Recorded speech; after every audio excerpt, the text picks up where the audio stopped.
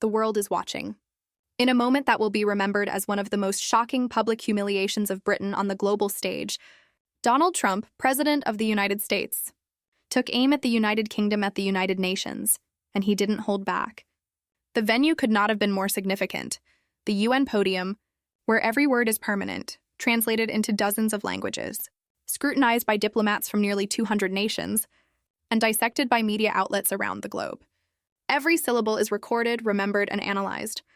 This was not a speech in a friendly press conference or a rally in some quiet corner of the world. This was history in the making.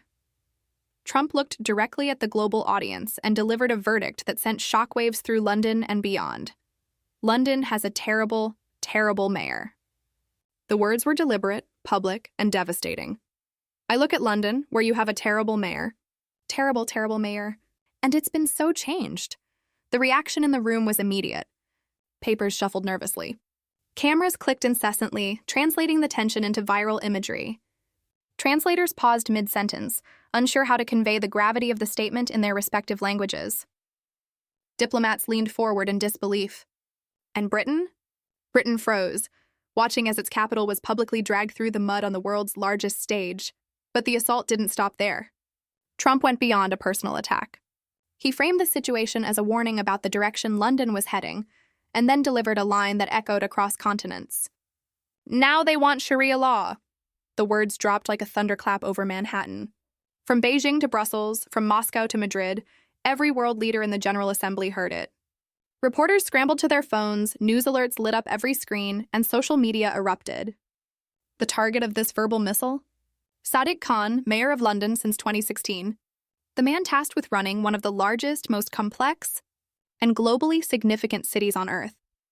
Khan's record is mixed, and critics have long accused him of failing to address London's most pressing issues. Rising knife crime, soaring rental costs, crippling congestion charges, and a transportation system seemingly on the verge of collapse have plagued the city under his watch. Even simple infrastructure issues like fixing potholes have reportedly required committees, debates, and excuses about climate change before any action is taken. Yet Trump did not conjure this narrative from thin air. Millions of British citizens have quietly voiced frustrations for years.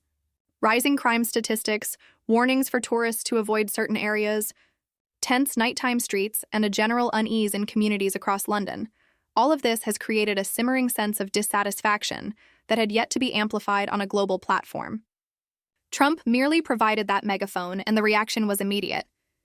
Within minutes, Twitter, TikTok, Instagram, and Facebook were flooded with reactions. And what shocked many politicians was the content of those reactions.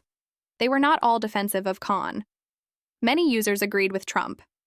Thousands even went so far as to say, "I wish Trump was our prime minister." Consider the humiliation for Keir Starmer.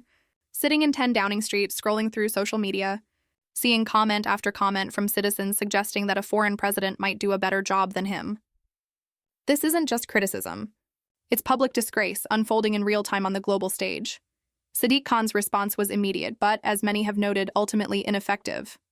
He labeled Trump as racist, sexist, misogynistic, and Islamophobic, terms meant to shut down debate and intimidate critics. But he did not defend his record. He did not address the knife crime epidemic claiming hundreds of young lives each year. He did not discuss the housing crisis forcing families out of the city. He did not defend the congestion charges crushing small businesses and working-class families.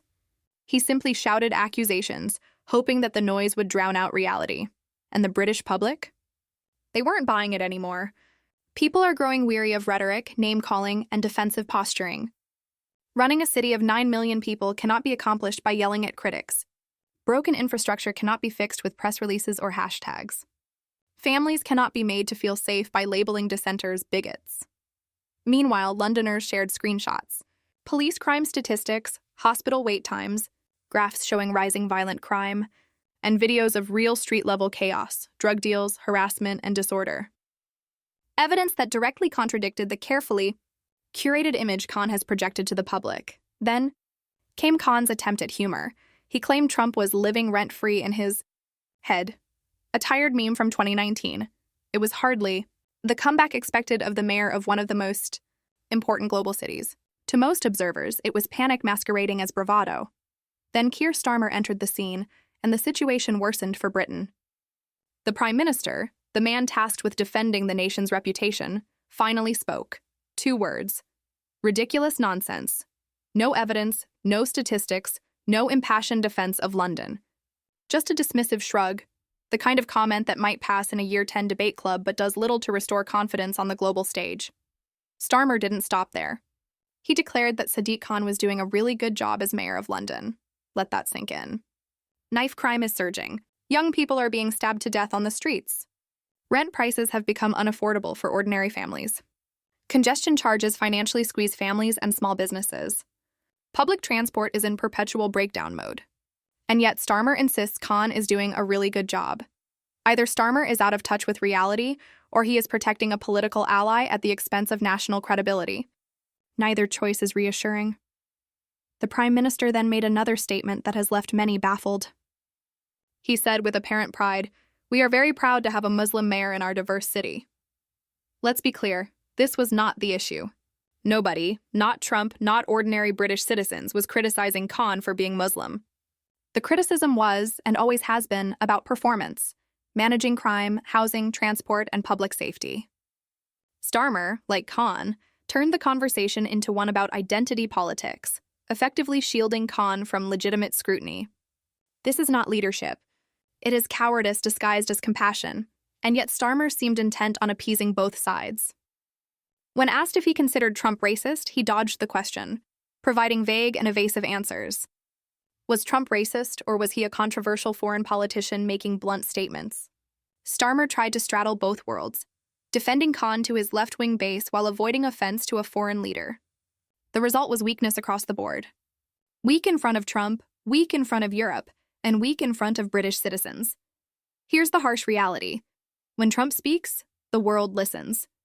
Markets shift, headlines dominate, conversations change. When Starmer responds with confusion, evasion, and ambiguity, the world doesn't ignore him. They laugh. And worse, Britain looks weak. But this story is not just Trump versus Khan. It is about something deeper, a nation feeling ignored by its own leaders. Citizens pay taxes, follow rules, work hard, and yet when they raise concerns about safety, crime, or the changing nature of their neighborhoods, they are dismissed. When they present data or statistics, they are accused of stirring hate. When they describe unsafe streets, they are told they are imagining things. And so, when a foreign leader like Trump speaks the words that millions of Britons have been thinking, the reaction is visceral. People cheer, not because they love Trump, not because they want him as their leader, but because he voiced aloud the frustrations that many have been quietly holding. Conviction and bluntness resonate where excuses, evasion, and identity politics fail. When citizens begin publicly supporting a foreign politician over their own leaders, the implications are stark. Credibility is lost, trust erodes, and control of the narrative vanishes. From Churchill's Britain, the nation that stood alone against Nazi tyranny and inspired the free world, to modern Britain, where leaders cannot defend their own capital without fumbling and hiding behind political correctness, the contrast is profound. Anger simmers, frustration spreads, and once citizens realize they do not have to accept weak leadership, the tide will inevitably turn. The pressing question is this: if Donald Trump can publicly humiliate British leaders at the United Nations and millions of citizens agree, what does that say about the state of Britain? How long before a domestic leader rises, channels the same frustration, and demands accountability? This isn't over. The battle lines are being drawn. The next election could be dramatically different from anything Britain has ever seen. So what do you think?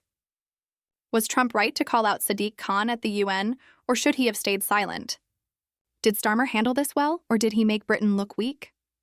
Drop your honest thoughts in the comments. And if you believe Britain deserves leaders who fight for their people instead of hiding behind political correctness and excuses, hit that like button, share this video, and subscribe. The next chapter of this political earthquake is coming fast, and you will not want to miss what happens next.